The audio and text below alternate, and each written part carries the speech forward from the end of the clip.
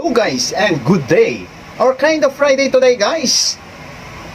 Pinapakita ko na kahapon ay naghahasa si second engineer ng exhaust valve spindle ng spare main engine exhaust valve spare number 1 guys. At ngayon naman guys since natapos na niya yung valve spindle, ayan guys yung hinasa niya kahapon. Okay?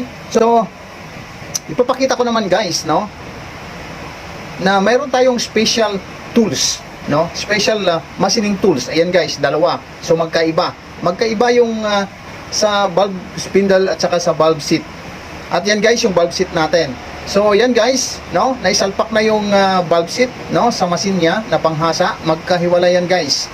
At yan ang panghasa natin ng valve seat. So yan ang hahasain ngayon ng second engineer. Yan guys, kung makikita nyo magkaiba yung valve spindle at saka sa valve seat. Yan guys. So ito ay sinisentrong mabuti guys bago hasain yung valve seat para maganda yung pagkakahasa. So very sensitive din guys kailangan na marunong din yung maghahasa nito.